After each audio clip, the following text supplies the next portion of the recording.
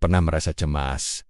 Apakah aku masturbasi terlalu sering? Tenang, kamu tidak sendirian. Banyak orang pernah bertanya-tanya hal ini saat mereka mulai mengenal tubuh dan pikirannya sendiri. Di tengah semua informasi yang membingungkan dan tekanan dari luar, wajar kalau kamu ragu ini normal nggak sih? Dan kalau kamu sedang menonton ini, itu artinya kamu peduli. Kamu mau memahami dirimu lebih dalam. Dan itu, teman, adalah langkah pertama yang luar biasa. Mari kita bicarakan dengan jujur dan tanpa menghakimi. Setiap orang punya kebutuhan dan dorongan seksual yang berbeda. Tapi ada saatnya kita perlu jujur pada diri sendiri, apakah kebiasaan ini masih sehat, atau justru mulai mengganggu hidup kita. Kamu mungkin sudah tahu jawabannya jauh di dalam hati. Kalau kamu melakukannya berkali-kali sehari, hingga tubuhmu terasa lelah. Kalau kamu mulai menyusun harimu hanya agar ada waktu untuk itu, kamu mungkin sudah lewat batas sehat. Masturbasi itu normal kok. Ini bagian alami dari pertumbuhan dan gak merusak perkembanganmu. Tapi ketika masturbasi berubah jadi pelarian dari stres, kecemasan, atau rasa bosan,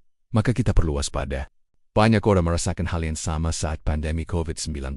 Masturbasi jadi pelarian bukan karena gairah, tapi karena kesepian dan tekanan. Tapi pelarian itu bisa jadi jebakan, karena setiap kali kamu melakukannya hanya untuk merasa normal, maka secara tak sadar, kamu sedang menggeser titik bahagiamu.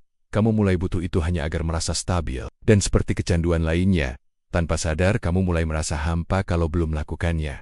Dan itu bukan soal nafsu semata. Ini tentang bagaimana kamu menenangkan diri. Tentang bagaimana kamu menghadapi hari yang berat. Tapi ini juga bisa memengaruhi hubunganmu. Kalau kamu lebih memilih masturbasi daripada berhubungan intim dengan pasanganmu, atau merasa malas untuk berhubungan karena sudah terbiasa dengan kenyamanan instan dari pornografi, ini bukan hanya soal seks.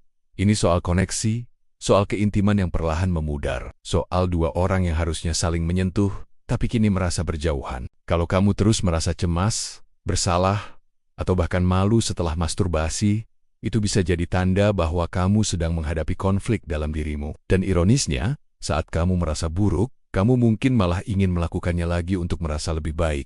Lingkaran ini bisa sangat melelahkan secara emosional. Jadi, bagaimana caranya keluar dari pola ini? Bukan dengan menyalahkan diri sendiri, tapi dengan mengenali pemicunya. Coba perhatikan, apa yang membuat kamu ingin melakukannya?